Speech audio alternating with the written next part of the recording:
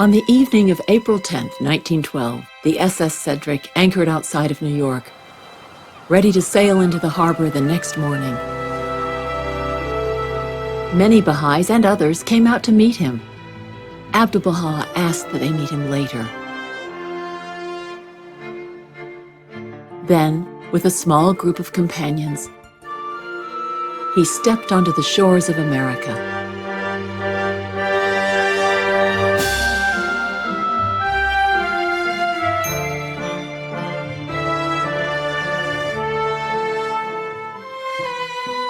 Newspapers trumpeted Abdu'l-Bahā's arrival in New York. Among his entourage was Mirza Mahmud Isargani, known as Mahmud, who chronicled his travels. Mahmud notes, although he disclaimed the station of a prophet, newspapers referred to him as the prophet from the East and the messenger of peace. Abdu'l-Bahá spoke on themes he would reiterate throughout his journey: the oneness of humankind, the importance of race unity and the elimination of prejudice, the union of the East and West,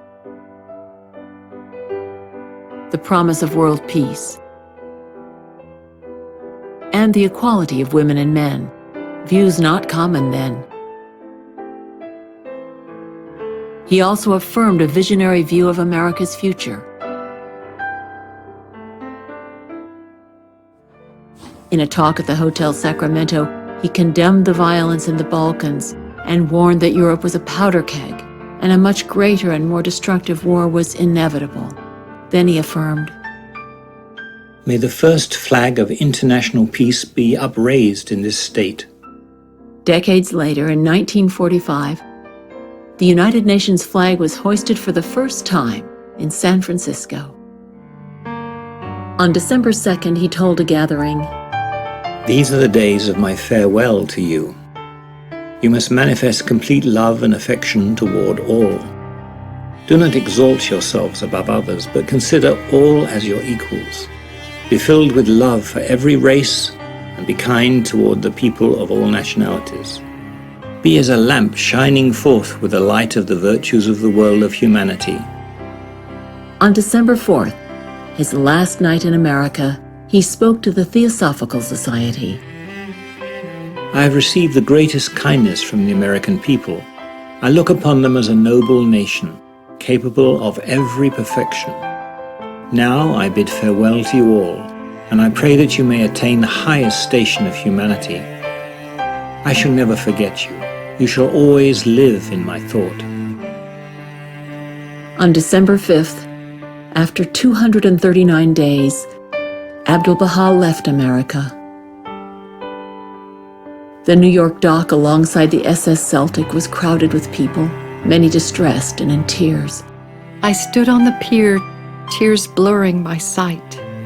Through them, I could see the Master waving a patient hand to us.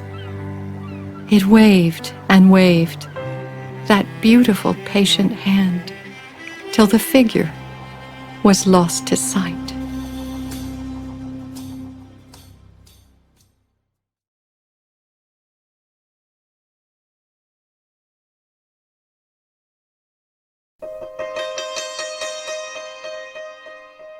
November 28th, 1921. Abdu'l-Bahá passes away. The Holy Land, often convulsed by religious conflict, witnesses an unprecedented event of unity and collective emotion. As Jews, Christians, Muslims, Bahá'ís, Arabs, Turks, Kurds, Armenians, and other ethnic groups, and prominent leaders from the nations around the world, over 10,000 in all, attend his funeral, peacefully grieving his death, but rejoicing in his life.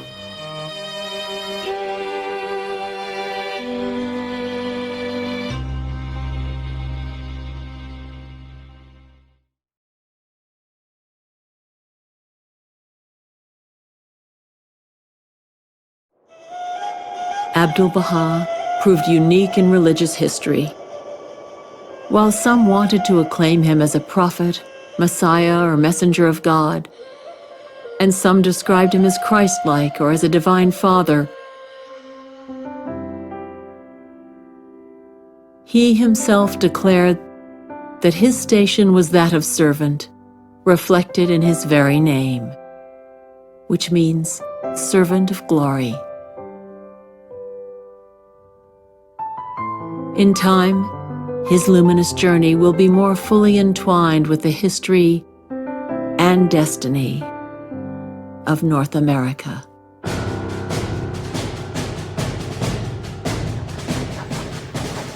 This is a new cycle of human power.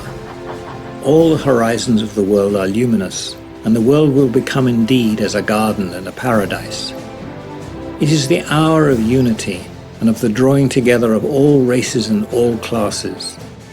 The gift of God to this enlightened age is the knowledge of the oneness of mankind and of the fundamental oneness of religion. War shall cease between nations, and the most great peace shall come. My name is Abdu'l-Bahá. My qualification is Abdu'l-Bahá. My reality is Abdu'l-Bahá. Servitude to all the human race, my perpetual religion. No name, no title, no mention, no commendation have I except Abdu'l-Bahá. This is my longing. This is my greatest yearning. This is my eternal life.